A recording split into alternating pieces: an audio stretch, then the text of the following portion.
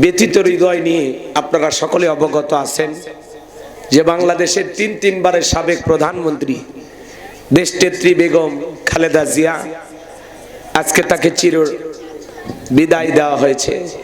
তিনি তার স্বামীর কবরের পাশেই চির নিদ্রায় শায়িত হয়ে গেলেন। সারা দেশের কত লক্ষ মানুষ জানাজায় গেছে এটা আপনি হিসাব করে শেষ করতে পারবেন না। এতটুকু শুধু বলতে চাই, এই বাংলাদেশের 54 বছরের ইতিহাসে এত বড় জানাজা হয় নাই। এত মানুষের ভালোবাসা, এত মানুষের দোয়া বাংলাদেশের কোনো ব্যক্তি পায়নি যেটা পেয়েছেন বেগম খালেদা জিয়া।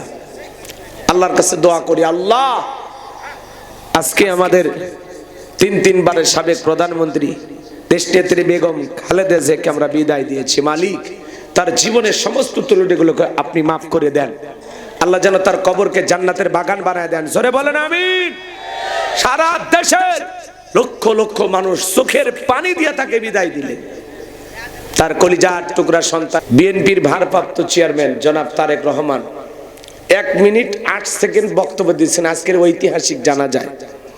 তিনি আমরাও যেরকম জানাজার নামাজের দাঁড়িয়ে তাদের আত্মীয় স্বজন যেভাবে যে ব্যক্তি মারা যায় তার পক্ষ নিয়ে একজন দাঁড়িয়ে বলে, ভাই আমার পিতামাতা, আমার মা মারা গেছে বা আমার বাবা মারা গেছে, আপনারা যদি আমার বাবার কাছে কিছু পেয়ে থাকেন, আমার বাবা যদি কারোর কাছে ঋণ করে থাকে বলবেন, আমি পরিশোধ করে দেব। আমরা যেরকম গাঁও গ্রামে জানাজা হলে, গ্রাম অঞ্চলে শহরে হলে বলি না, তো এরকম বিএনপির ভারপ্রাপ্ত চেয়ারম্যান জনাব তারেক রহমান বললেন যে আজকে যেই ব্যক্তির জানাজা এসেছেন এই মরহুমা বেগম খালেদা জিয়া, তার বড় ছেলে আমি জনাব তারেক রহমান।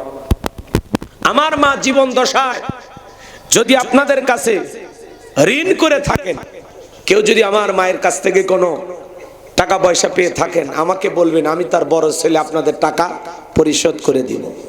আর আমার মা জীবন দশায় যদি আপনাদের কাছে কোনো ভুল করে থাকে, কোনো কথায় যদি আপনারা কষ্ট পেয়ে থাকেন, আমার মাকে আপনারা ক্ষমা করে দেবেন। এই কথা বলে তিনি বসে পড়লেন জনতাকে সালাম দিয়ে। আমি চিন্তা করলাম যে একজন মানুষ কিভাবে এত অল্প সময়ে বক্তব্য শেষ করলেন এবং 2-1 মিনিটের কথায় হাজারো মানুষকে কাঁদাইলেন। আজকে তার মাকে কবরে শায়িত করার জন্য সে নিজে কবরে নামছেন। নিজের মাকে কবরে শায়িত করে অঝরে চোখের পানি ছেড়ে দিয়া কান্না করলেন জনাব তারেক রহমান। মায়ের লাশটা সামনে রেখে আল্লাহর কোরআন তেলাওয়াত করেছেন। আল্লাহু আকবার বলেন। এরকম সন্তান আমরা আশা করি যে আমি মারা গেলে আমার ছেলে অথবা আমার সন্তান যারা থাকবে তারা যেন আমার লাশের পাশে বসে কোরআন তেলাওয়াত করে, কারণ সন্তানের দোয়া আল্লাহ কবুল করবে। কথা বলেন ঠিক না? তো বেগম খালেদা জিয়া এদিক দিয়েও ভাগ্যবান একজন নারী।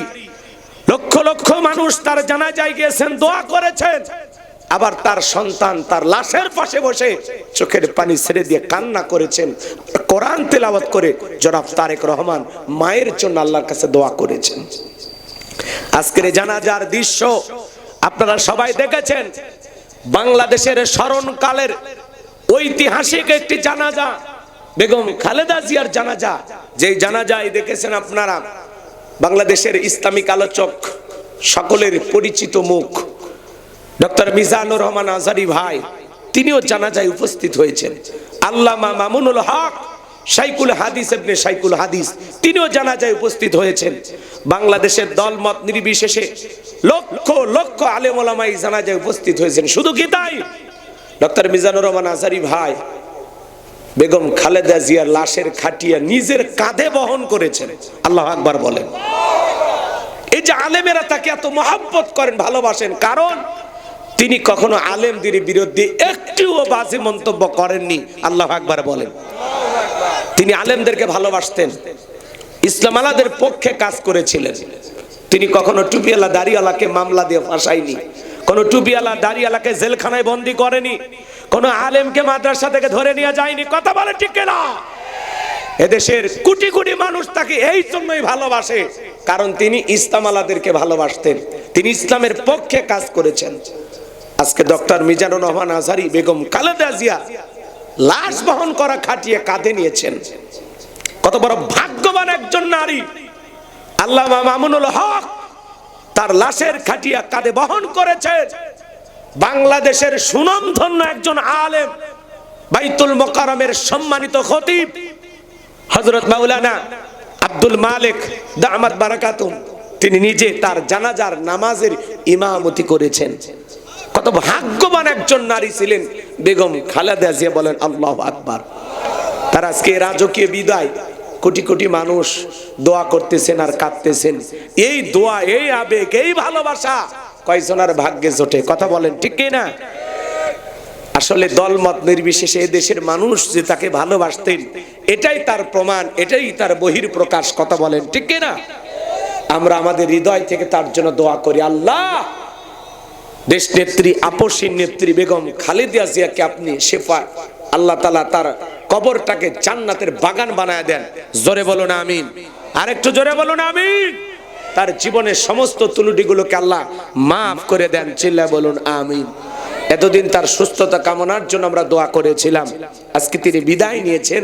আমার তার রুহের মাগফিরাত কামনায় আল্লাহর কাছে দোয়া করি, আল্লাহ যেন তার এই বান্দিকে মাফ করে দেন। জোরে বলেন আমিন। আরেকটু জোরে বলুন আমিন।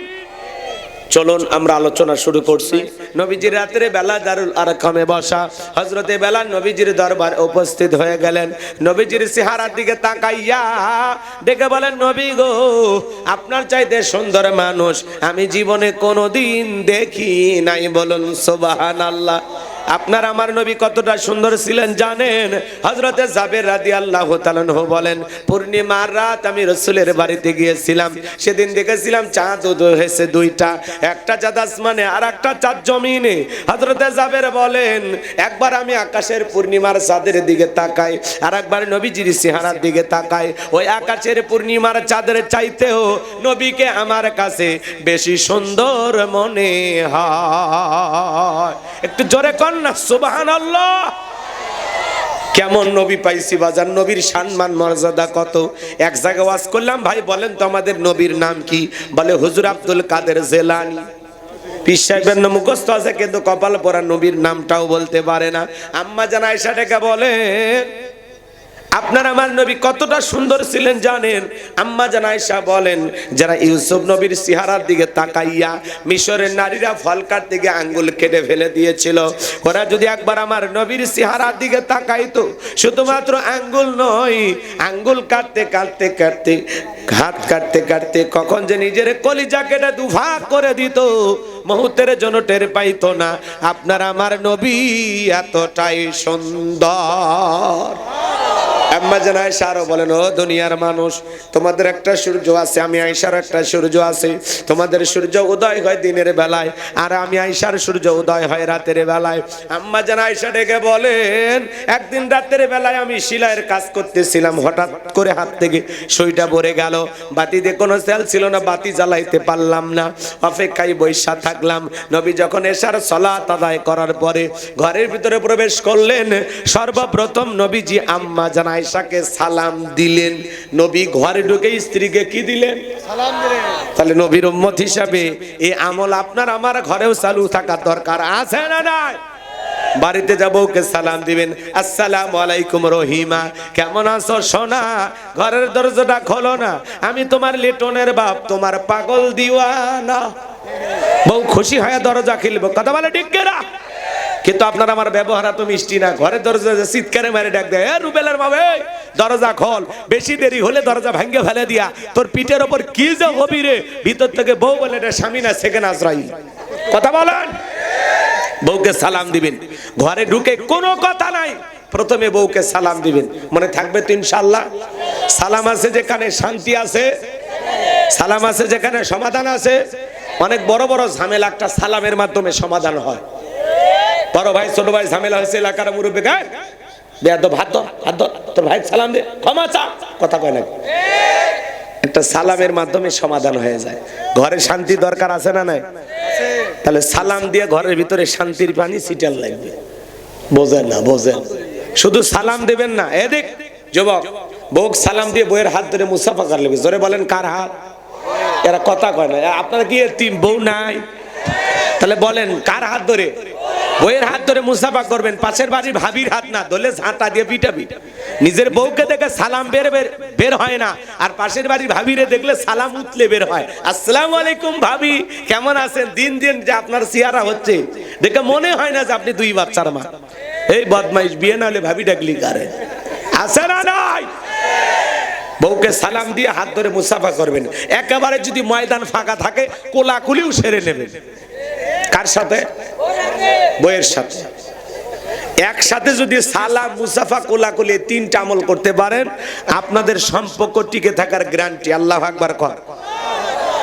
রাসূল আকরাম সাল্লাল্লাহু আলাইহি সাল্লামের 4টি সুন্নাত প্রত্যেকটা নারী পুরুষ তাদের দাম্পত্য জীবনে যদি আমল করে, তাদের দাম্পত্য জীবনে কোনো ধরনের অশান্তি থাকবে না, কোনো হুজুরের তাবিজ লাগবে না, পানি পড়া লাগবে না।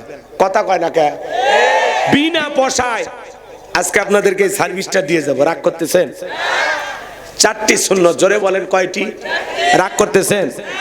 স্লোগান শোনেন না? আপনি কি দাম্পত্য জীবনে অসুখী, সুখ খুঁজে পাচ্ছেন না? তাহলে দাম্পত্য জীবনে সুখ আর শান্তি পেতে হলে আজকে সকালে বিয়ে করে সন্ধ্যায় তালাক, সন্ধ্যায় বিয়ে করে সকালে তালাক। দাম্পত্য জীবনে সুখ নাই, শান্তি নাই, ডিভোর্সের সংখ্যা, তালাকের সংখ্যা কমছে না বাড়ছে? তাহলে জীবনে সুখ আর শান্তি পেতে হলে রাসূলের 4টি সুন্নাত আমল করা লাগবে। এই 4টি সুন্নাত কি কি ঘরে নিয়ে যাবেন? হাত তোলেন তো দেখি কারা কারা শুনবেন। একটু হাত তোলেন। লিল্লাহি তাকবীর। একটু ধৈর্য নিয়ে বসেন, একটার আগে মাজা সোজা কইরেন না। এই একটা পর্যন্ত থাকবেন? কারা কারা একটা পর্যন্ত থাকবেন? হাত তোলেন তো আরেকবার। একটু জোরে বলেন ইনশাআল্লাহ। আর একটু জোরে বলেন ইনশাআল্লাহ। হাত নামান। এই যে হাত তুলে ওয়াদা দিয়েছেন, ওয়াদা ঠিক রাখবেন, কারণ ওয়াদা ভঙ্গ করা মুনাফিকের লক্ষণ। আমার বিশ্বাস সিরাজগঞ্জের মাটিতে কোনো মুনাফিকের জায়গা নাই। কথা বলেন। সিরাজগঞ্জের মাটি মুমিনদের ঘাঁটি, সিরাজগঞ্জের মাটি ইসলামী আন্দোলনের ঘাঁটি, সিরাজগঞ্জের মাটি আল্লাহ ওয়ালাদের ঘাঁটি। কথা বলেন। সিরাজগঞ্জের মানুষ খুব ভালো। চলেন আমার ভাইয়েরা, গভীর মনোযোগ দিয়ে কথাগুলো শুনে যান বাজান। এই 4টি সুন্নাত কি কি বলতে গেলে এলোমেলো হয়ে যাবে, একটু ধৈর্য ধারণ করে পরে আমি বলতেছি, সময় থাকলে গভীর মনোযোগ দিয়ে কথাগুলো শুনে যান। আম্মা জান আয়েশা ডেকে বলেন, নবীজি যখন সালাম দিয়ে প্রবেশ করলেন, সালাম দিতে বউর শরম লাগে? অনেকে বলে না। একজনে জিজ্ঞেস, আপু নাই?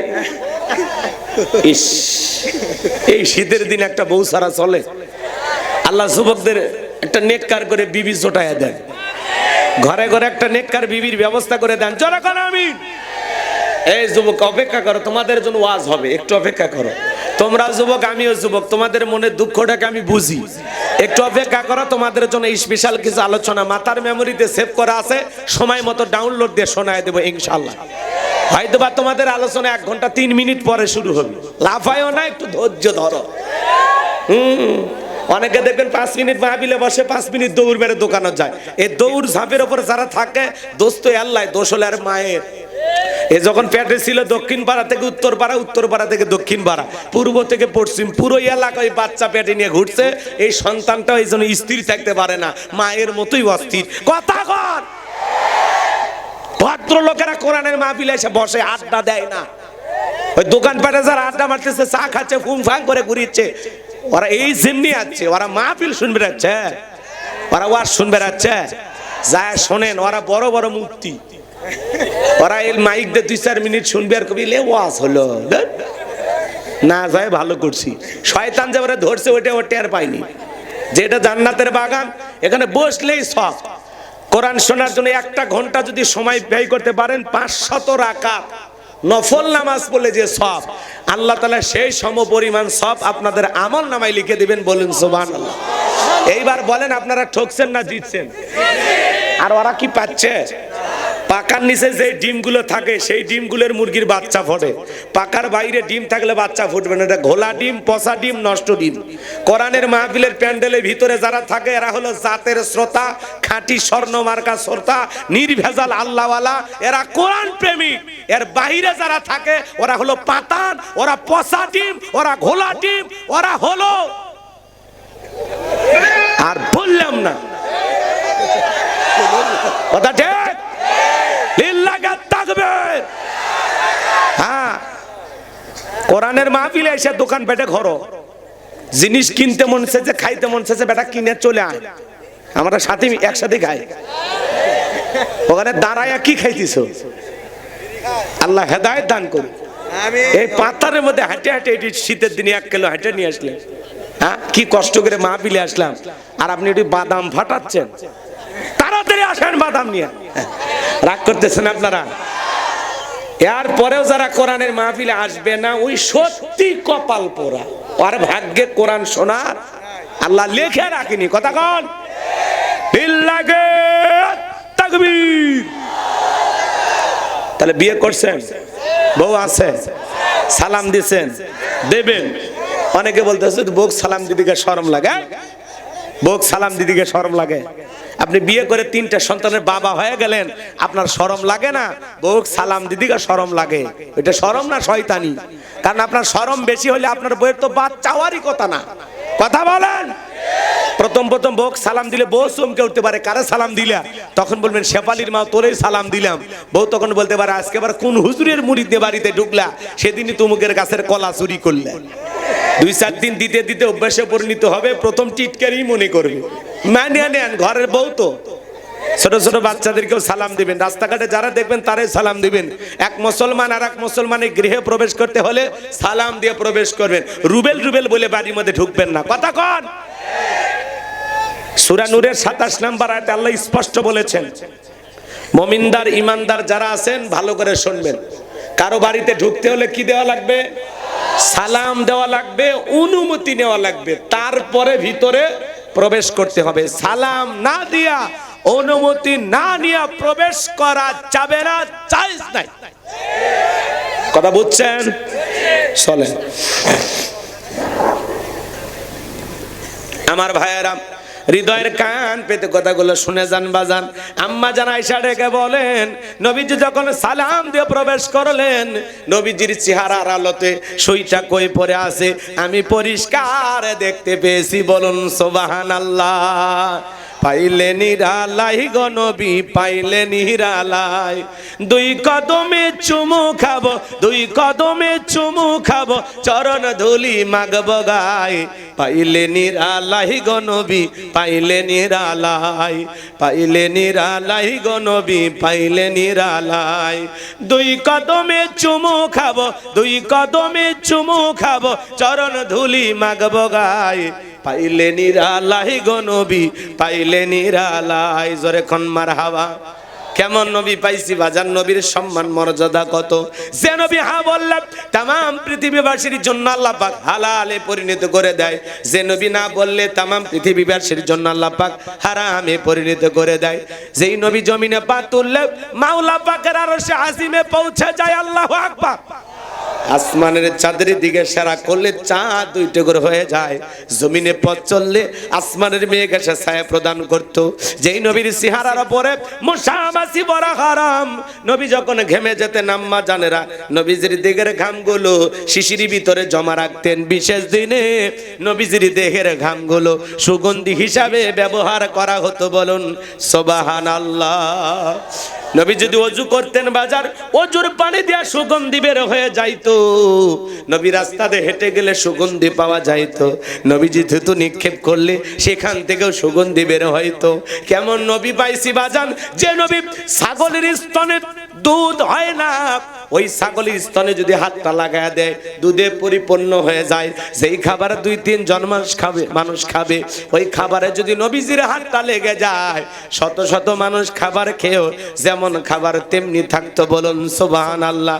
যেই নবীর চেহারার দিকে তাকাইলে পেটের ক্ষুধা নিবারণ হয়ে যাইতো। বলুন সুবহানাল্লাহ। সেই নবীর কাছে বেলাল কথা মনে আছে না নাই? বেলাল দেখে বলে, নবী আপনি কালেমার দাওয়াত দেন, ইসলামের প্রচার করেন, দয়া করে আমারে কালেমা পড়ায় দেন। নবীজি হযরত বেলালকে পড়ায় দিলেন, লা ইলাহা ইল্লাল্লাহু মুহাম্মাদুর রাসূলুল্লাহ সাল্লাল্লাহু আলাইহি ওয়াসাল্লাম। হযরতে বেলাল কালেমা পড়ে মুসলমান হয়ে গেল। নবী আমার দিকে বলে, বেলাল ইসলামের অবস্থা কোন ভালো না, কালেমা পড়েছ আপাতত প্রকাশ করা যাবে না। আপনারাই বলেন তো বাজান, ইসলামের অবস্থা কি সব সময় ভালো থাকে? আজ তামাম পৃথিবীর দিকে তাকা দেখেন, যেখানে মুসলমান সেখানে নির্যাতন জুলুম আছে না নাই? আজও ফিলিস্তিনে মুসলমানদের রক্ত নিয়ে খেলা করে জালেম নেতানিয়াহু। আজও চীনের উইঘুরে মুসলমানদেরকে ধরে নিয়ে যায় করাত দিচ্ছে। ভাই পিস্তলের গুলি দিয়ে তাদেরকে বিদায় করে দেওয়া হয়। আজ ভারতে গরুর গোশত খাওয়ার অপরাধে মুসলমানদেরকে পিটিয়ে হত্যা করা হয়। আজ যেখানে মুসলমান সেখানে নির্যাতন আছে না নাই? তামাম পৃথিবীর জালেম আর বেঈমানরা ঐক্যবদ্ধ হয়েছে ইসলাম আর মুসলমানকে মুছে ফেলে দেবে, কিন্তু ওরা তো জানে না ইসলামের সুইচ আছে কার হাতে। আরেকটু জোরে কর না। আমার আল্লাহ বলেন ইউরিদুনা লিতুফিউ নূরাল্লাহি বিআফওয়াহিহিম আল্লাহু মুতিম্মু নূরিহি ওয়ালাউ কারিহাল কাফিরুন। সূরা সাফ আয়াত নাম্বার 8। আমার আল্লাহ রাব্বুল আলামিন জানিয়ে দিলেন কাফেররা চায় মুখের ফুৎকারে দিনের আলোকে, কোরআনের আলোকে, ইসলামের আলোকে নিভায়ে দিতে। আমার আল্লাহ ডেকে বলেন আল্লাহু মুতিম্মু নূরিহি, এই জমিনে দিনের আলোকে, ইসলামের আলোকে, কোরআনের আলোকে আমি আল্লাহ রাব্বুল আলামিন প্রতিষ্ঠিত করে ছাড়ব। যদিও কাফের বেঈমানদের অন্তরে যত ধরনের জ্বালা যন্ত্রণা হোক না কেন, বলুন আল্লাহু আকবার। ইসলাম ছিল, ইসলাম আছে, ইসলাম থাকবে। ইসলামকে থামিয়ে দিতে আসবে যারা, নমরুদ ফিরাউনের মতো বিদায় হবে তারা। এই জমিনেও যারা মুসলমানের রক্ত নিয়ে খেলা করেছিল আছে? এ কথা বলা লাগবে কেন? রাগ করতেছেন? শাপলা চত্বরে রাতের আধারে আলেমদেরকে হত্যা করেছিল। এদেশের সোনার মানুষদেরকে মিথ্যা মামলা হামলা দিয়ে জেলখানায় বন্দী করে ফাঁসির দড়িতে ঝুলিয়ে দিয়েছিল। হাজার হাজার মানুষের বিরুদ্ধে, লক্ষ লক্ষ মানুষদের বিরুদ্ধে মিথ্যা মামলা হামলা দিয়ে জেলখানায় বন্দী করেছিল। যারা রাতের আধারে আলেমদেরকে হত্যা করেছিল, জুলাইয়ের আন্দোলনে অসংখ্য মায়ের বুক খালি করেছিল, যাদের হাতে মুসলমানের রক্ত লেগেছিল, ওরা ক্ষমতার চেয়ে রেখে পালিয়ে গেছে। কথা বলে ঠিক না? আছে আছে। মাঝে মাঝে ওই দেশ থেকে মিস কল মারে। এজন্য মাঝে মাঝে উনি যখন মিস কল দিয়ে কয় আমি দেশের কাছে আছি, শর্ট করে ঢুকবো, আমরা বলি আপনি আসেন। নিষেধ করার দরকার আছে? মেয়ে মানুষ কোন অবস্থায় আছে না আছে দেশের বাইরে, মায়া লাগে না? আপনি আসেন। কথা কন, আসার দরকার আছে না নাই? বুবু আহিবা, তুমি আইবা গো, সেই দিন আইসা বুবু ক্ষমতা পাইবা না। ও বুবু আইবা, তুমি আইবা গো, সেই দিন আইসা বুবু ক্ষমতা পাইবা না। খোঁজনাই বহু কাদের কাকার অবস্থা খারাপ, দরবেশ বাবার হাউ না গেলা কোন সামনে আসে না। নেতা কর্মী সব জেলের ভিতর, বুবু আছে ডরের ওপর, কখন জানি আসে গ্রেফতারি পরোয়ানা। বুবু আইবা, তুমি আইবা গো, সেই দিন আইসা বুবু চিয়ার পাইবা না। ক্ষমতার চেয়ার থেকে নামা সহজ, কিন্তু এই চেয়ারে ওঠা কঠিন। কথা বলে ঠিক কিনা? আপনি আসেন, কবে আসবেন? আসেন। রাগ করতেছেন নাকি আপনারা? আমার ভাইয়েরা মন খারাপ করবেন না, চলেন না সামনের দিকে যায়।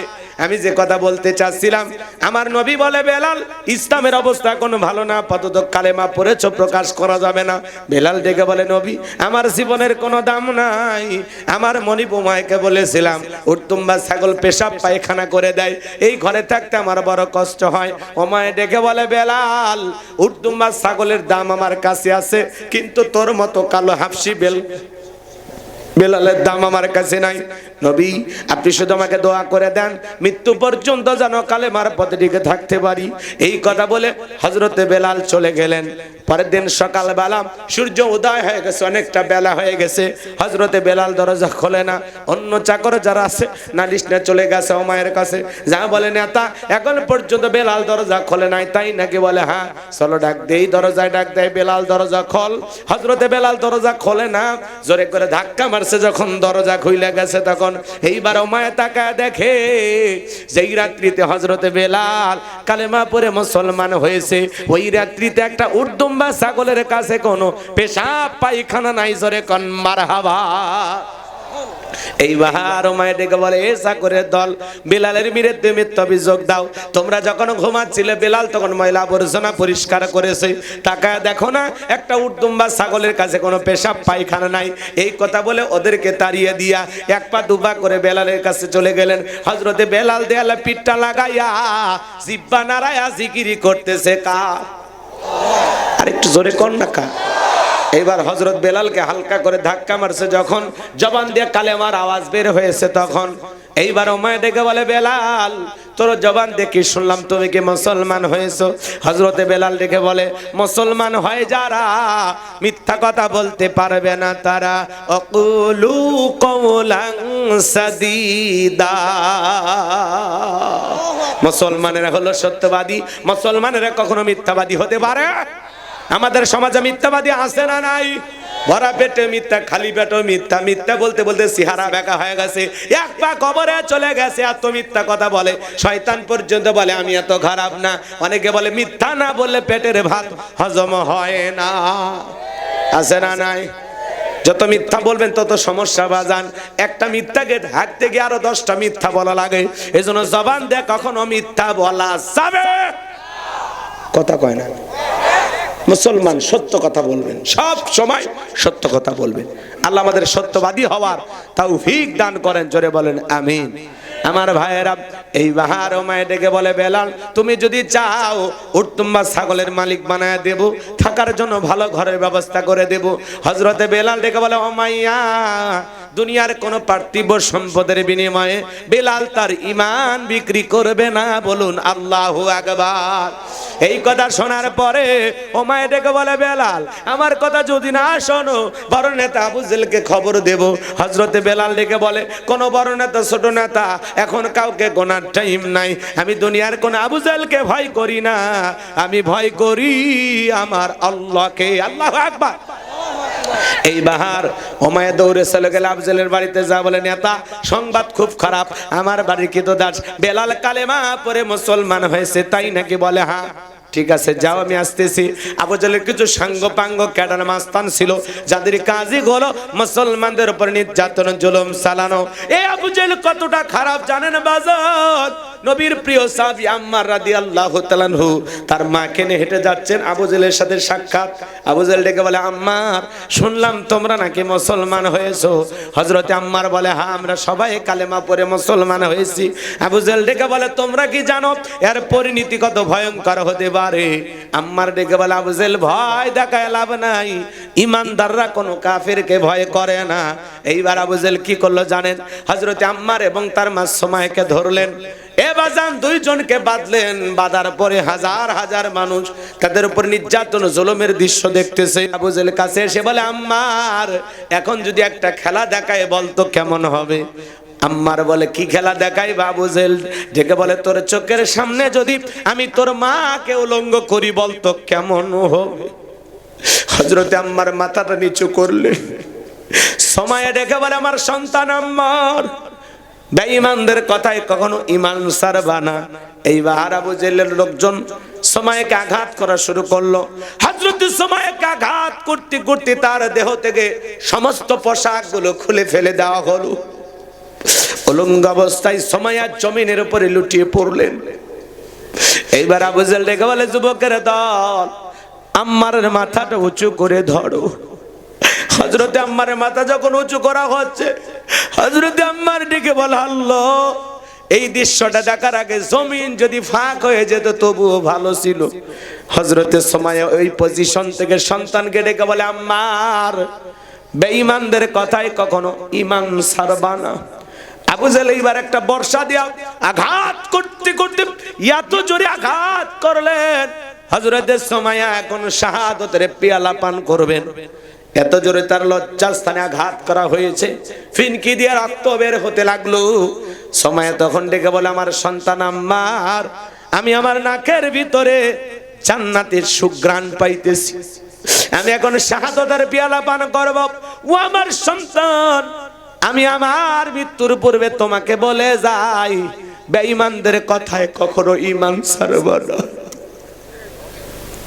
ইসলামের প্রথম শহীদ নারী হযরতে সুমাইয়া শাহাদাতের পেয়ালা পান করলেন।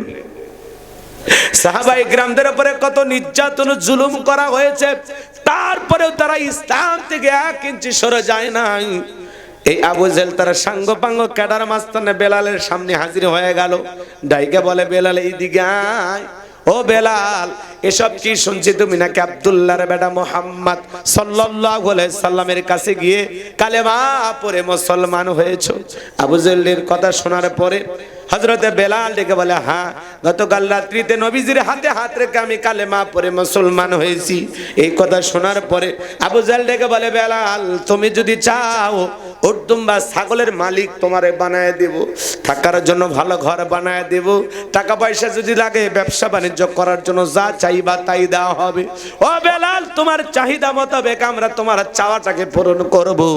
এই কথা শোনার পরে হযরতে বেলাল দেখে বলে, আবু জেহেল রে, পুরো দুনিয়ার সব সম্পদ যদি আমি বেলালকে দিতে চাও, দুনিয়ার সব সম্পদ ছাড়তে রাজি, নবীজির কালেমা ছাড়তে রাজি নাই। বলেন আল্লাহু আকবার। বেলালের মতো যারা খাটিয়ে মাদারকে টাকা দিয়া কেনা যায় না, কিন্তু মুনাফিক মার্কা মুসলমান যারা টাকার কাছে বিক্রি হয় তারা কথা বলেন। টাকার জোরে ফতুয়া করে, টাকা বলে বৈধকে অবৈধ বলে ফতুয়া দেয়, অবৈধকে বৈধ বলে চালিয়ে দেয়। টাকার জোরে ফতুয়া ঘরে, টাকা পাইলে বাতিলের 5-6টা গোলাম হয়। এক প্যাকেট বিরিয়ানি পাইয়া কয়, ম্যাডাম আপনি জান্নাতি টিকিট কনফার্ম। কথা কয় না? এরকম হুজুর আছে না নাই? দালাল। কি কি কি জোরে কন? আরে জালাল না, দালাল। বাতিলের 5-6টা গোলাম, দুনিয়ার একটু সুবিধা পাওয়ার জন্য বাতিলের 5-6টা গোলাম হয়। আছে না নাই? মনে রাখবেন বাজান, ইমানদার কোনদিন বাতিলের 5-6টা গোলাম হতে পারে না। ইমানদার একমাত্র রবের গোলাম, এটাই তার জীবনের শ্রেষ্ঠ পরিচয়। আমার ভাইয়েরা, এইবার আবু জেহেল ডেকে বলে, বেলাল, এত বড় লোভনীয় প্রস্তাব দিলাম, রাজি হইলা না? সোজা আঙ্গুলে ঘিউ না উঠলে আঙ্গুলে একটু বাঁকা করা লাগবে। এই কথা বলে যুবকদের লেলিয়ে দিলে, চাবুক দিয়ে পিটাও। হযরত বেলালকে চাবুক দিয়ে পিটানো শুরু হলো। এরা যত জোরে চাবুক মারে, বেলাল তত জোরে কালেমা পড়ে। আল্লাহু আকবার। এবার চাবুক দিয়ে পিটাইতে পিটাইতে কালো চামড়া গুলো ফেটে রক্ত ঝরা শুরু হয়ে গেল। আবু জেহেল ডেকে বলে, বেলাল, চাবুক দিয়ে মারতে মারতে কালো চামড়া গুলো ফেটে রক্ত ঝরতেছে রে বেলাল, তবু কি নবী মুহাম্মদ সাল্লাল্লাহু আলাইহি সাল্লামের কালেমা ছাড়বি না? হযরতে বেলাল ডেকে বলে, আবু জেহেল রে, মারতে মারতে যদি মেরেও ফেলে দাও, জীবনটা দিতে রাজি, নবীজির কালেমা ছাড়তে রাজি নাই। বলেন আল্লাহু আকবার। এইবার আবু জেহেল ডেকে বলে, এ যুবকের দল, হযরতে বেলালের পায়ে রশি দিয়া বাঁধো, ওঠের পায়ের সঙ্গে লাগাও।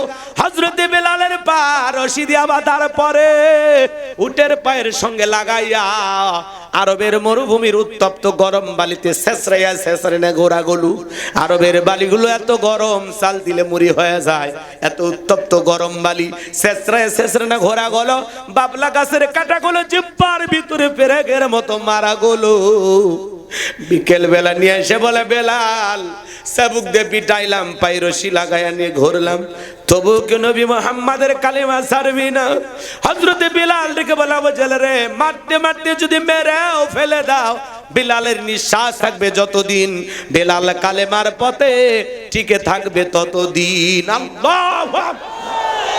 এইবার আবু জেহেল ডেকে বলে, এ যুবকের দল, বড় একটা পাথর নিয়ে আইসা বেলালের বুকের উপরে চাপায়া দাও।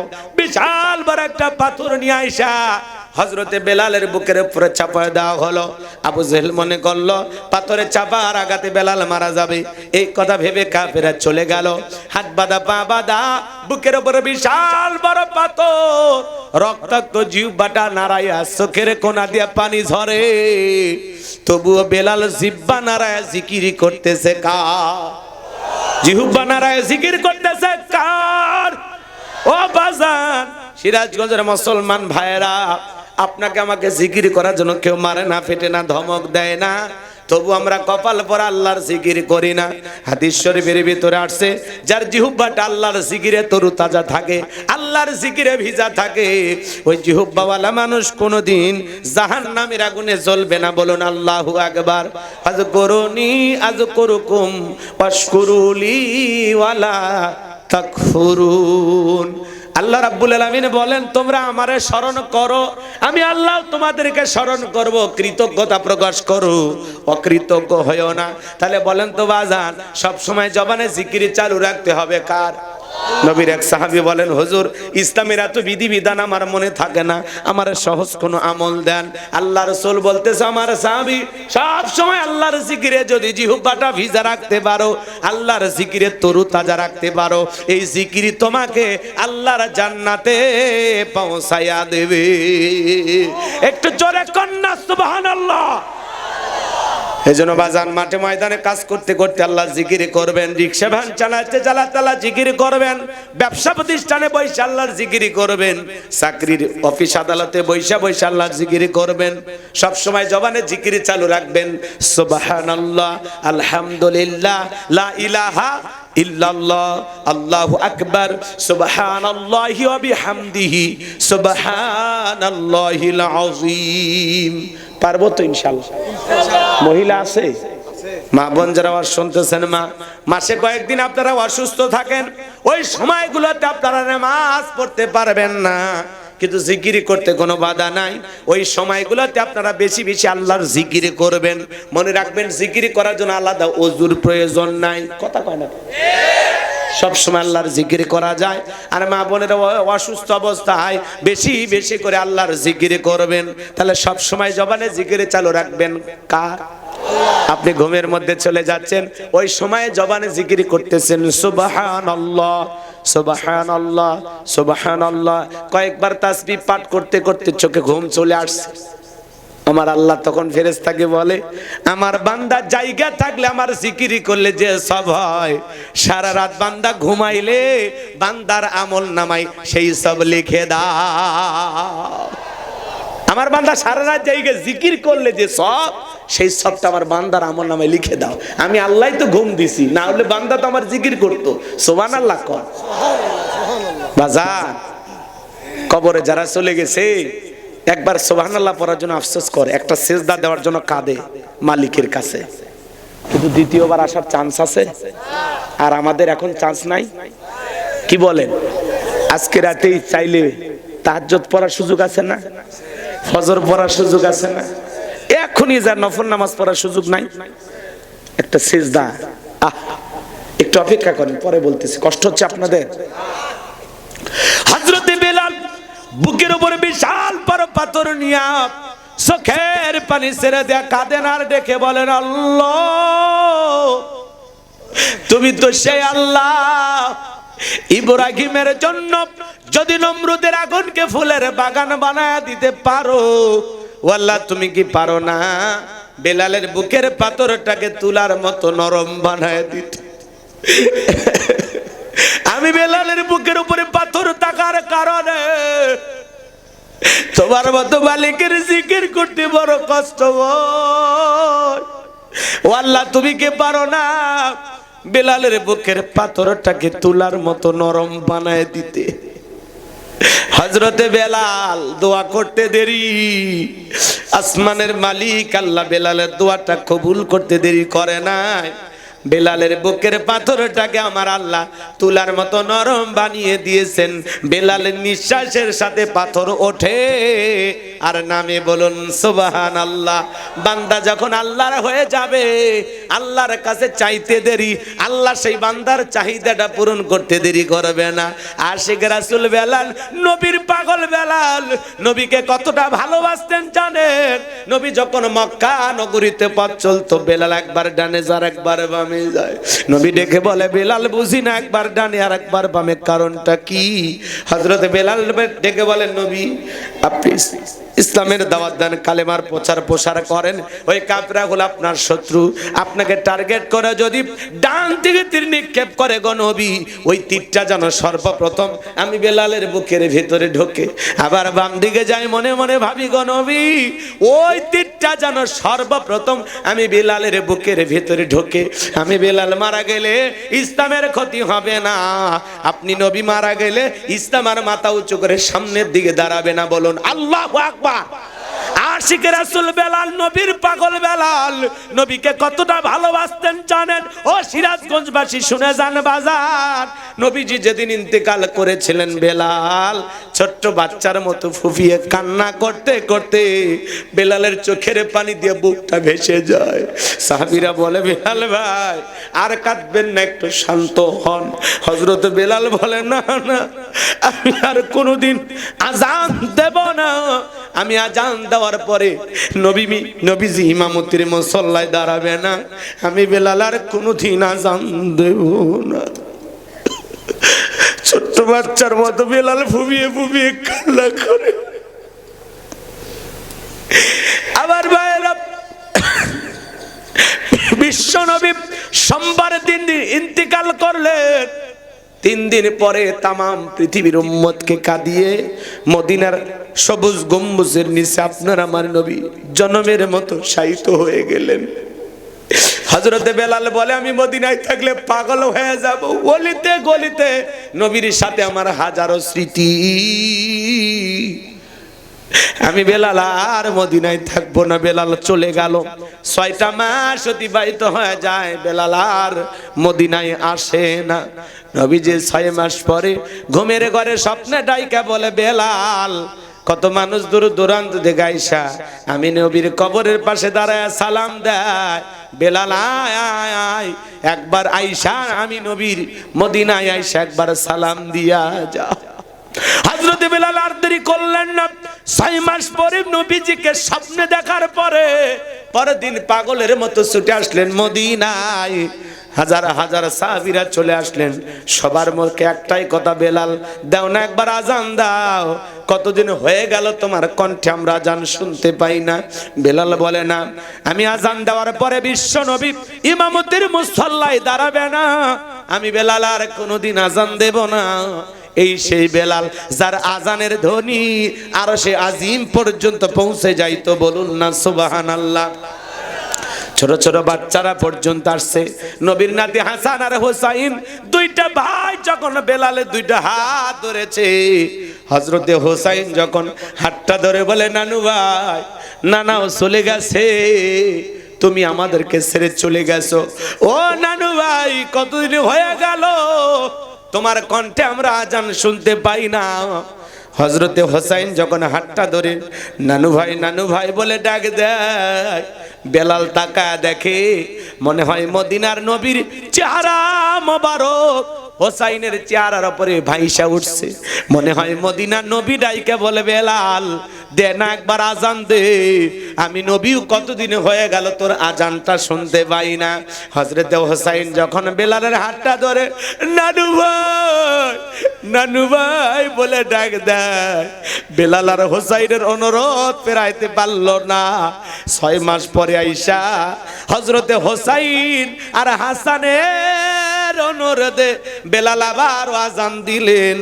কানে ধরে যখন আজান দিতে লাগলেন, যখনই আশহাদু আন্না মুহাম্মাদার রাসূলুল্লাহ বলেছেন, বেলাল আর স্থির থাকতে পারলেন না, জ্ঞান হারিয়ে জমিনের উপরে পড়ে গেলেন। নবীর উপর কতটা মোহাব্বত ভালোবাসা ছিল জানেন? এ বাজান কয়টা কথা বলবো, বলার সুযোগ নাই। অনেক লম্বা ঘটনা সংক্ষিপ্ত করে বলে দিলাম, চলেন না সামনের দিকে যাই।